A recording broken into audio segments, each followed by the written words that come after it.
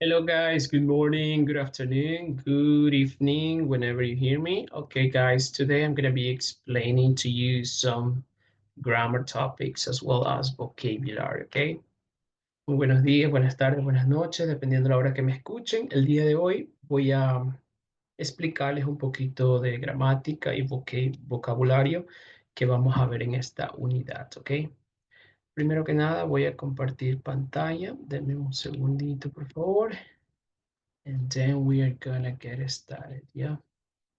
And put a full screen. Okay, so as I said before, welcome everybody. Nice to see you here.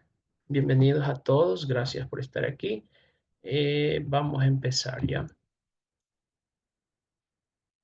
Okay, here we have, for example, like using is. Okay, I'm gonna use my annotation tool. Yeah, here we have, for example, is and are, okay? This is considered as verb to be. Son considerados como el verbo to be, ¿verdad? Que significan ser o estar. For example, here we have the statements. Is, are in a statement. Use is for singular and use are for plural, okay? El is se utiliza para singular y el are se utiliza para plural. Aquí tenemos un ejemplo. Here we have an example. She is tall. Ella es alta. They are tall. Ellos son altos. Okay. Here we have is for singular, are for plural. Perfect. The same for negative. Yes or I mean for question. Yes or no questions. Start with is or are. We're gonna get started with is or are and answer yes or no. For example, here we have talking about the structure. We have the subject, is the verb, and told is the complement. The same happens here. They is the subject, are is the verb, and told is the complement. Yeah. Now, in order to make questions, in order to form questions, we have is she tall? Don't forget about the intonation. Is she tall or are they tall? Okay. So the structure of this is we have verb, subject, and complement. As you can see here, we have like a switch, right? Here we have the verb, I mean the subject first. Now here we have the verb. So we have the subject second and the verb first. You see, it's like we make a switch. You see, we make a switch like first of all, the verb is primero el verbo y luego el sujeto. Acá en la afirmativa, ¿cómo era? Primero el sujeto, después el verbo, ¿ok? Perfect. Now let's practice a little bit. Is she tall? Yes, she is. Or no, she isn't. Are they tall? Yes, they are. No, they aren't. All right. So this is basically what do we have in this, okay? Esto es en cuanto a statements in questions. Now let's continue. I'm gonna delete it because we're gonna continue with the next one, please. Now here we have in negatives, yeah? In negatives, I'm going to read for you this. We have is not, which is isn't, are not, which is aren't. This is the contraction, okay? Use with singular subjects. Is not is used for singular subjects. And are not used for plural subjects. Dice que el are not es usado para sujetos en plural. For example, my sister is not lazy. Okay, my sister is the singular subject. Okay, and here we have my brothers are not lazy. In this case, my brothers belongs to the plural subject. As I said before, we have is, isn't, are not, aren't. Here we have like my sister isn't lazy. My brothers aren't lazy. Como sería, mi hermana no es perezosa, etcétera, ¿ok? O mis hermanos no son perezosos. They are not lazy. This is regarding to negative. Esto es de acuerdo al negativo, ¿ya? Now let's continue. Let's continue, please. Now we have another amazing topic, which is called preposition of place. So we gotta practice a little bit about the preposition of place, yeah? first of all, we have many different prepositions, but these are like the most common ones, okay? We have in, on. Aquí tenemos U. No se dice under, se dice under, next to, behind, in front of, between. Now, let's do it a little bit faster. Vamos a hacer un poquito más rápido, ¿ya? In, on, under, next to, behind, in front of, between. Okay, so I highly recommend, guys, for you to practice this as much as you can. Yeah, les recomiendo que practiquen esto lo que más puedan. Okay, here we have some examples like, what about this? The ball is in the box. ¿Qué quiere decir? El balón está dentro de la caja, ¿verdad? The ball is in the box. Perfect. Number two.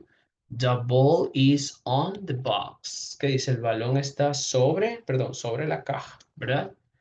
And finally, we have the ball is under the box. ¿Qué quiere decir under? Debajo. El balón está debajo de la caja, ¿ok?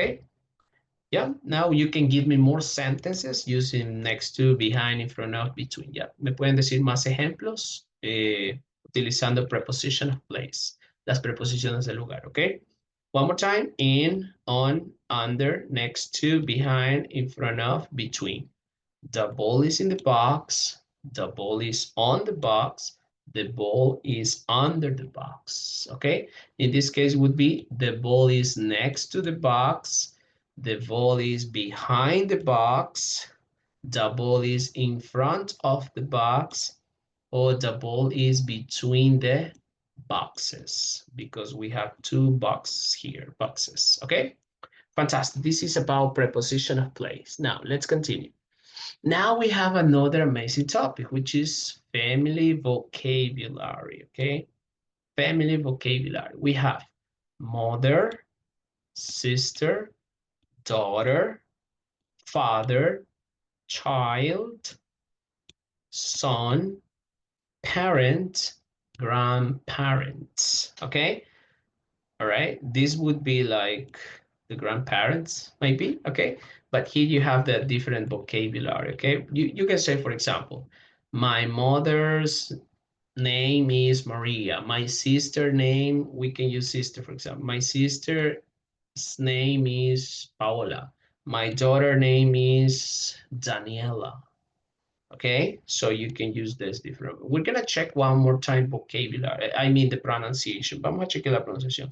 Mother, sister, daughter, daughter, father, child, child, que significa un niño o una niña, child, son, que es hijo, parent, que es padres, y grandparents, que son abuelos, ¿ok? Now let's continue, please. Now we have numbers from 1 to 100. Oh my goodness. So here we have for 1 to 20, like 11, 12, 13, 14, 15, 16, 17, 18, 19, 20, or 20. Yeah. We can also read by multiples of 10, like 30, 40, 50, 60, 70, 80, 90, 100, okay? But we can also read like combine tens and units. For example, 21, 22, 23, 24, etc. 31, 32, 33, 35, etc. 41, 42, 43, 44, etc. Yeah, you can read in many different ways, okay? Excellent. Now let's continue.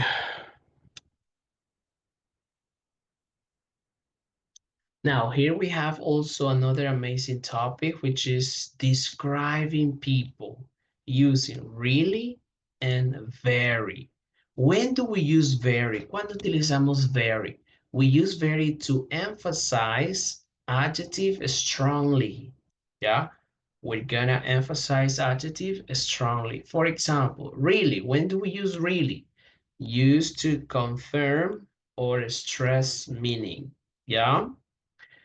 Here we have some examples. My mom is very beautiful. Mi mamá es muy bonita. Okay. My mom is very beautiful. Or my sister is very beautiful. We're gonna use really. My dad is really intelligent. Mi papá es realmente inteligente. Okay. So here we have two examples using very and using really. But you can work on more examples. Pueden hacer más ejemplos si desean, ¿ok? We can use before the adjective, ¿ok? Podemos usar antes del adjetivo el very or really. Because beautiful and intelligent, they are adjectives, son adjetivos, ¿ok? Now, let's continue. Now, how to say date? ¿Cómo decir las fechas? Yeah, we have different ways to say the date, like day plus month, March 5th. Okay, we have year, in this case, 2024. ¿Cómo leemos 2024? We can say 2024, 2024. But also we can read in this way, pero también podemos leer de esta manera. 20, 20, 24, 2024, ¿ya? 2024 o 2024, which is easier for you. Cualquiera que sea fácil para ustedes. También tenemos month and day, May 12th, but let's read the full date. Ahora vamos a leer la fecha completa. April 20, 2024 o April 20, 2024, whatever. You can practice saying, for example, here, pueden practicar diciendo cuándo nacieron. I was born on, in my case, I was born on August 30th, 1990, for example. Yeah, you can practice saying different dates, okay? Perfect. Now let's continue. And that's all, guys. Thank you so much for your attention. As I said, if you have any questions, let me know in the tutorial, okay? Si tienen alguna pregunta, chicos, lo analizamos en las tutorías. Thank you so much for being here. I'll see you next time. Bye. Take care.